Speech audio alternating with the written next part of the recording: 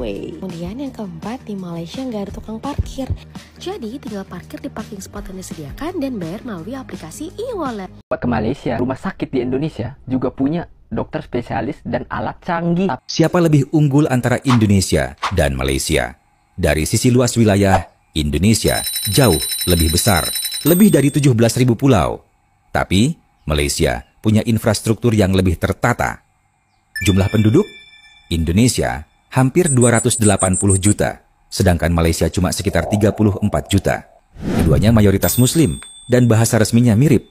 Tapi hati-hati, kata bisa di Indonesia artinya mampu, tapi di Malaysia artinya racun.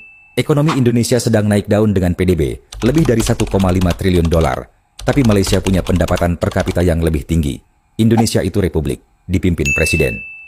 Malaysia, monarki konstitusional, punya raja dan perdana menteri. Di bidang budaya, keduanya kaya dan sering rebutan warisan, dari batik, rendang, sampai reog. Kesimpulan, Indonesia lebih besar secara jumlah penduduk dan wilayah, ekonomi sedang naik pesat. Dan Malaysia lebih kecil, tetapi memiliki infrastruktur dan kualitas hidup yang relatif lebih tinggi secara rata-rata. Jadi, siapa yang lebih unggul? Assalamualaikum warahmatullahi wabarakatuh. Apa kabarnya sahabatku semua? Sering kita melihat ya di media sosial antara Indonesia dan Malaysia, pasti menemukan berbagai konten dari Indonesia yang sering memberikan info-info seputar negara tetangga kita, kemudian menanyakan siapa yang lebih unggul. Sebenarnya setiap negara pasti punya sisi kelebihan dan kekurangan masing-masing. Malaysia meskipun negara kecil, kalau kita lihat sisi positifnya, ini sisi positifnya ya sahabatku semua. Jadi bukan istilahnya perbandingan, bukan. Malaysia negara kecil, tapi soal ketersediaan lapangan pekerjaan, kalau saya lihat Malaysia itu sebenarnya lebih unggul. Bahkan orang-orang Indonesia pun ramai yang bekerja di Malaysia. Ini sisi positifnya ya sahabatku semua. Kemudian ini terlihat sangat sepele, tapi berdampak untuk negara. Contoh kecilnya, rata-rata kalau saya lihat, orang-orang di Malaysia begitu sangat disiplin dalam menaati aturan di jalan raya. Ini memang sering terlihat sepele, tapi dampaknya sangat positif. Kemudian soal jaringan internet. Di Malaysia, meskipun berada di perkebunan, jauh dari kampung, jauh dari perkotaan, sinyal internet di sini itu sangat kuat. Tapi kalau di negara kita di Indonesia ternyata masih menempati urutan yang berada di bawah. Padahal kalau dipikir-pikir Indonesia kan negara yang besar. Tapi kalau sinyal internetnya itu tidak merata, pastinya ini juga dampaknya kurang bagus juga untuk masyarakat. Sahabatku semua, lebih-lebih kalau masyarakat yang tinggal di pedalaman. Kemudian tata kotanya yang begitu sangat teratur. Tidak ada pungli, tidak ada petugas parkir. Semua sistem sudah menggunakan aplikasi. Sedangkan di Indonesia, ya mungkin kita bisa lihat sendiri ya, tata kotanya itu kalau saya lihat, ini pendapat saya, pendapat pribadi saya. Mungkin Indonesia perlu mencontohi negara-negara maju. Kalau nanti saya berbicara contohi Malaysia, banyak pula yang marah ya kan. Harusnya sistem parkir di negara kita itu gunakan aplikasi. Di negara tetangga kita Malaysia, sistem parkirnya itu menggunakan aplikasi. Jadi nggak perlu istilahnya penjaga mobil, penjaga motor di Malaysia nggak ada. Pungli juga nggak ada. Tempat wisata gratis di Malaysia juga banyak. Bahkan di kampung-kampung itu ada taman untuk bermain kanak-kanak. Dan hal seperti itu mungkin juga perlu dicontohi ya. Kalau di Indonesia kan belum ada. Di Indonesia saja kita pergi ke pantai itu harus bayar. Tapi kalau di Malaysia justru warganya dibuatkan taman di pantai untuk istirahat petang, untuk bermain anak-anak, dan gratis tanpa biaya. Inilah sisi positifnya. Hingga inilah culture shock orang Indonesia ketika berada di Malaysia. Kita simak dan kita reaction videonya bersama-sama. Sekedar informasi dan hiburan buat para sahabatku semua, biar kita tahu dan seperti apa perkembangan internet di negara kita. ternyata kita kalah jauh dari negara tetangga. Hingga para pejabat Indonesia pun juga lebih pilih berobat ke Malaysia. Kenapa? Ada apa ini semua? Kenapa layanan kesehatan di Malaysia begitu mengundang kekaguman orang-orang daripada Indonesia untuk lebih pilih berobat di Malaysia? Ini sekedar informasi saja sahabatku semua. Ke Malaysia, rumah sakit di Indonesia juga punya dokter spesialis dan alat canggih. Tapi di Malaysia, medical check up 4 jam kelar. Gak kayak di Indonesia, bisa seharian. Biaya ke Malaysia kan lebih mahal. Justru 30% sampai 50% lebih murah dibandingkan di Jakarta. Tapi kalau semua orang berobat ke luar negeri, kapan rumah sakit di Indonesia bisa maju? Ya harusnya kita belajar dari Malaysia. Fasilitas bagus, layanan cepat, pasien jadi percaya. Dokter di Indonesia juga banyak yang kompeten. Faktanya 80% pasien di Malaysia itu orang Indonesia. Artinya sistem di sana lebih dipercaya. Pokoknya kita harus bangga dan dukung rumah sakit dalam negeri. Dukung iya, tapi kesehatan nggak bisa nunggu. Tantowi Yahya aja bilang ini bahan evaluasi. Bukan kita harus ikut-ikutan. Rakyat butuh solusi, bukan nasionalisme buta. 20 miliar dolar lari ke Malaysia tiap tahun. Ngapain? Aha, Indonesia menjadi urutan terbawah. Negara yang memiliki kecepatan internet rata-rata di Asia Tenggara. Kita kalah sama Malaysia, Singapura, Vietnam, bahkan dengan Laos, Kamboja, dan sebagainya. Tunjukkan saya satu apa prestasi bangsa ini. Rasanya akhir-akhir ini semakin banyak data yang menunjukkan bahwa kita sama sekali tidak ada perkembangannya, bahkan cenderung semakin menurun. Bayangkan 10 tahun Kementerian Kominfo digejrokin dengan puluhan triliun bahkan ratusan triliun dana untuk membangun jaringan, membangun satelit, membangun akses internetnya supaya baik dan cepat, tapi hasilnya ini. Dan menterinya adalah menteri kesayangannya dari presiden terbaik. Yang akhirnya ketahuan hanya mengurusi dan membackup situs Judong. Itu. Ini hasilnya. Sekali lagi tobat, tunjukkan ke saya di mana ada prestasinya bangsa ini. Internet di pelosok, mending fokus dulu di bidang yang lain. Anak-anak 3T tertinggal, terdepan, terluar, itu juga butuh akses internet seperti orang kota. Buang-buang anggaran. Masyarakat 3T itu butuhnya jalan dan listrik, timbang internet. Internet itu sudah jadi infrastruktur dasar, bisa buat jualan online sampai dengan belajar online. Nanti kecepatan internet di sana malah lemot lagi. Ya namanya juga di awal, nanti berangsur-angsur pasti menjadi lebih cepat. Bahayanya nanti malah dipakai main game atau akses konten negatif. Galakkan juga dong literasi digital. Jangan gara-gara resiko kita jadi tidak maju. Ngapain? Dari mulai layanan kesehatan hingga kota internet, ternyata Malaysia lebih unggul. Bicara soal internet, memang Malaysia juaranya, kelajuannya. Dan mungkin ini akan bikin kaget netizen ya. Kalau kita beli SIM card, misal kata tidak ada pulsanya, tapi SIM card tersebut aktif, itu masih punya akses internet gratis loh. Kalau hanya sekedar untuk telepon WhatsApp, sekedar message WhatsApp, itu gratis. Kalau di Indonesia, apa-apa itu bayar.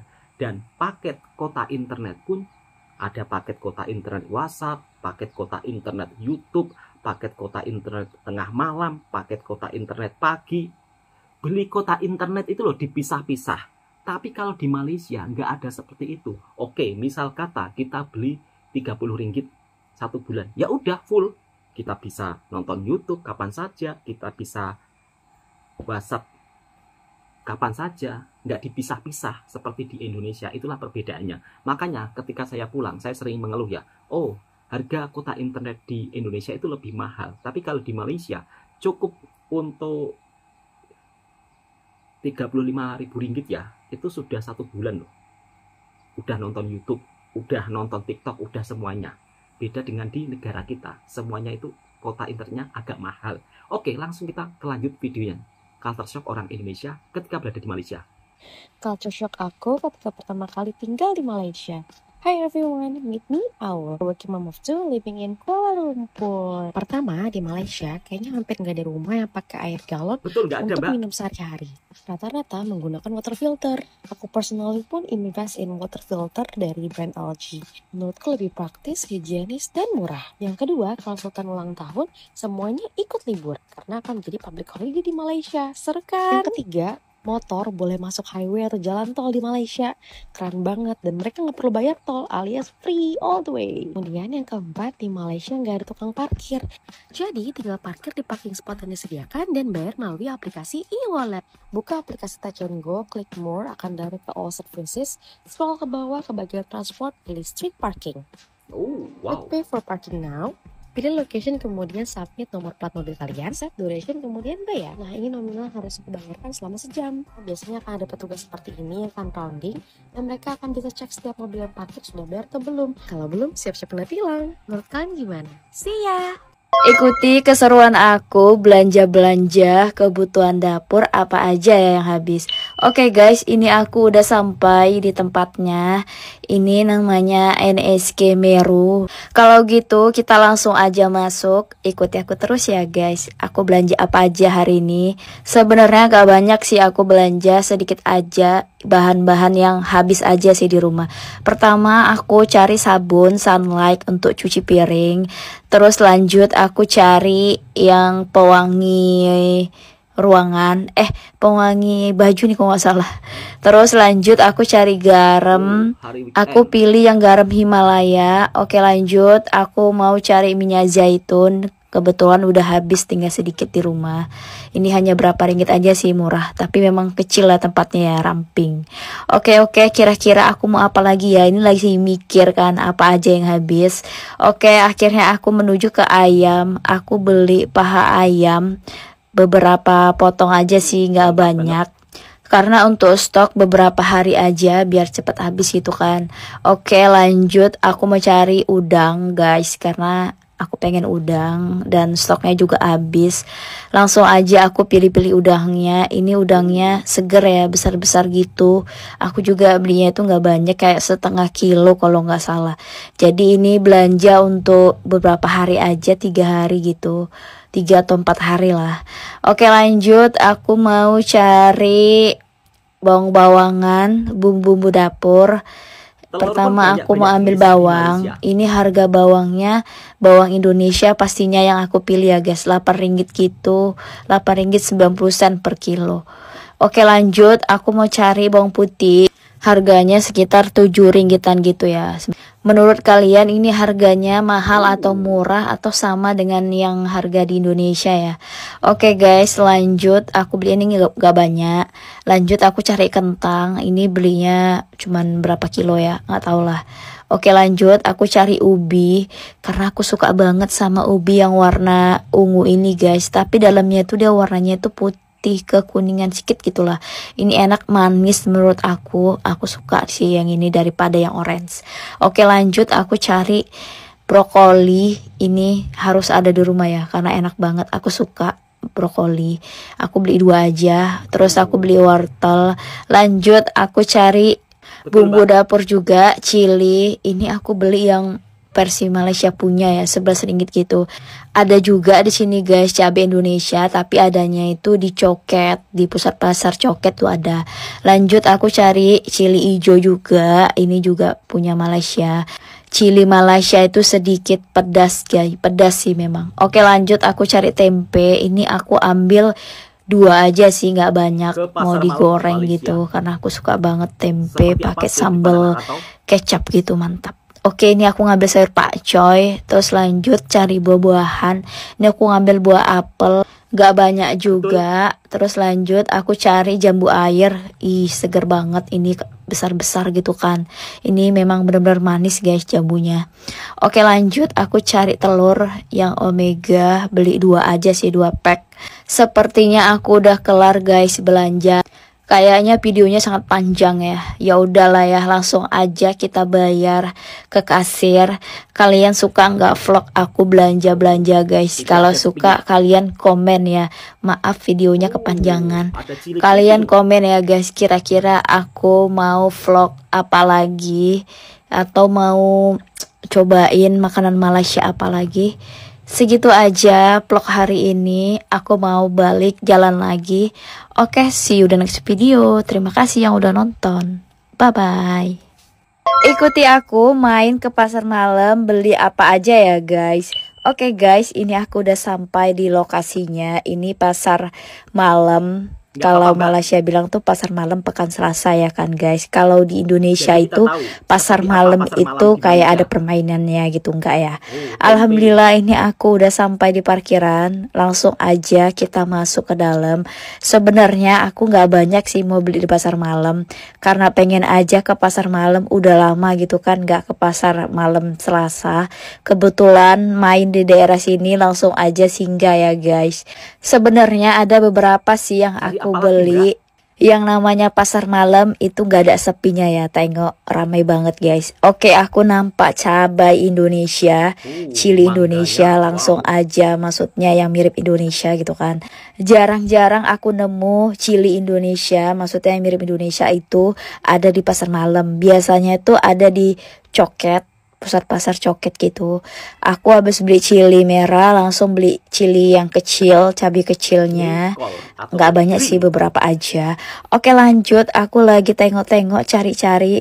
Ini sebenarnya bingung sih karena ramai banget ya. Recordnya pun juga susah guys. Ini alhamdulillah aku nemu tahu karena pengen tahu kan. Oke lanjut, aku tengok-tengok lagi apa ya. Tempe beli juga kayaknya ini. Beli satu. Oke, udah aku lagi nunggu abangnya hitung-hitung berapa harganya. Buat konten a day in my life sambil belanja itu lumayan juga ya guys, sulitnya karena nggak pakai tripod ya, pakai tangan gitu kan, rekam sendiri. Ini aku lagi mau cari-cari apa lagi ya, aku lupa. Ya udah, aku jalan aja langsung tengok-tengok mana yang mau aku beli gitu kan. Tuh kalian lihat seger-seger banget mangga-mangganya. Karena aku lagi puasa IF, jadi udah habis tutup jendela makan guys. Jadi aku nggak bisa beli jajan.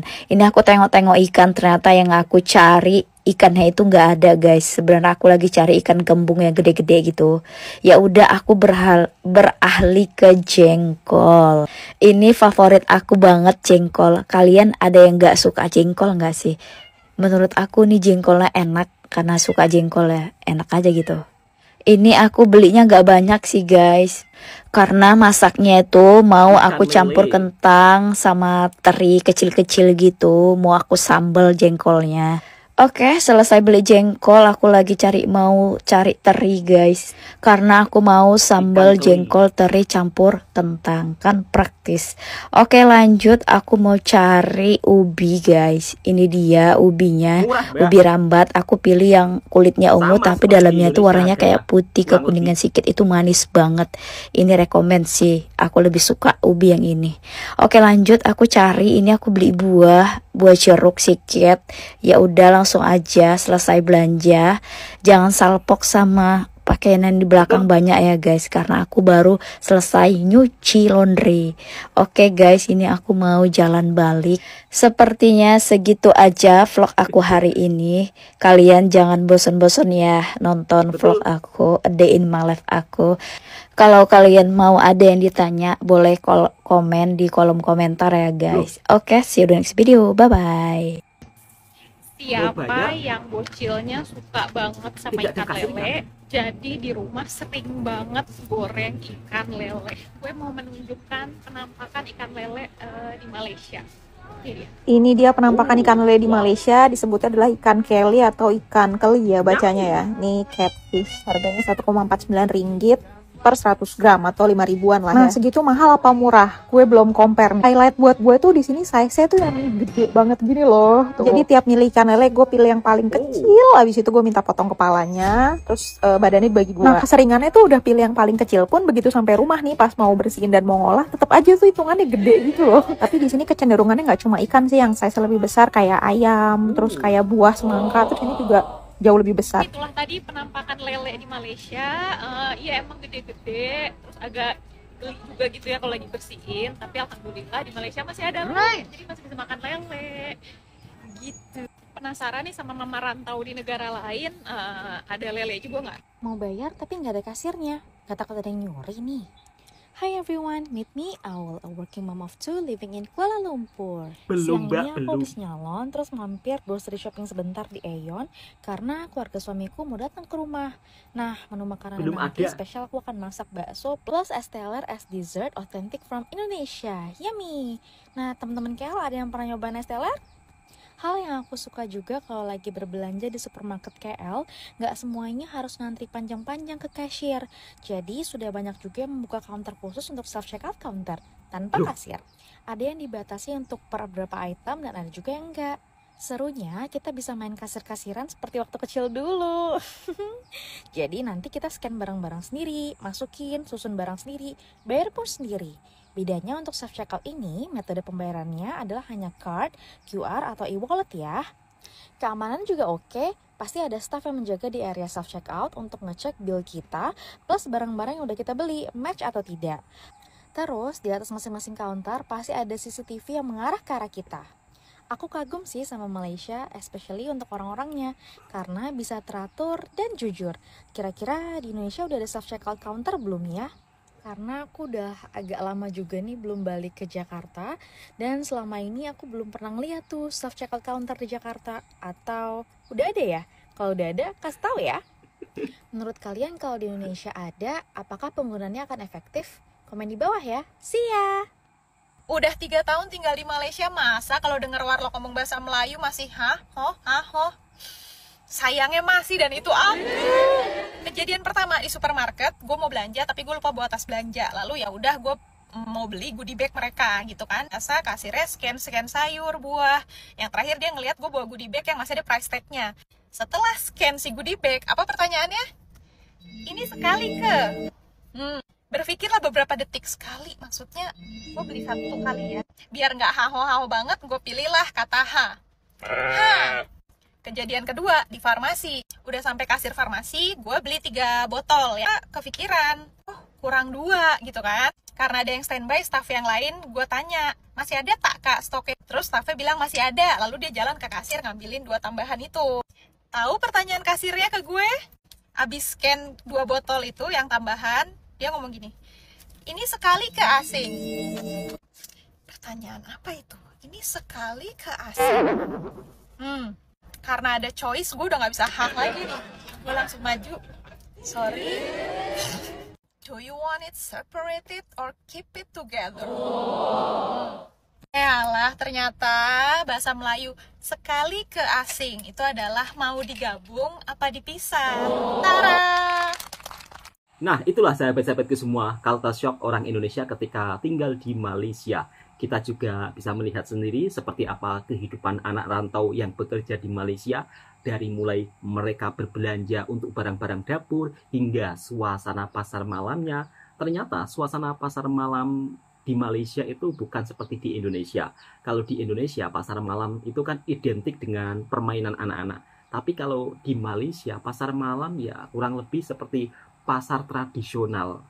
Namun kalau di Malaysia bukanya itu mulai petang hingga malam, menjual berbagai aneka jenis sayur-sayuran, ikan, daging, kemudian kue nui, semuanya serba ada. Kemudian di Malaysia, hal yang membuat orang Indonesia sering culture shock atau terkejut adalah nggak ada tukang parkir, nggak ada pungli, kemudian dari segi parkirnya juga sangat aman karena banyak CCTV ya di Malaysia ketika berada di parkiran itu.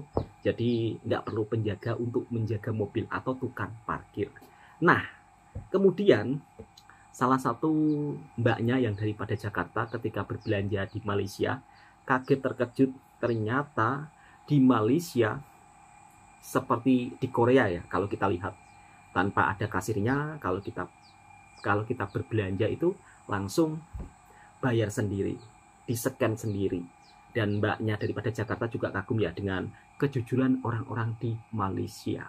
Kemudian dari segi bahasa, sebenarnya untuk bahasa Indonesia dengan bahasa Malaysia ini ada sedikit perbedaan. Dan mbaknya yang kali pertama datang ke Malaysia pun juga dibuat agak kebingungan ketika membeli barang-barang ini asing ke dipisah.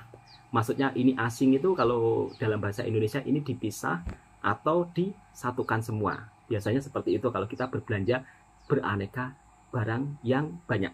Oke, cukup sekian. Mudah-mudahan video ini juga bisa memberikan informasi yang bermanfaat buat sahabatku semua. Yang suka dengan videonya Bang Tua Channel, silahkan tekan tombol merahnya, subscribe, like, komen, dan bagikan ke sahabat Anda semuanya. Video ini sebagai bentuk informasi, supaya sahabat-sahabatku juga tahu seperti apa suasana di negara tetangga kita, Malaysia.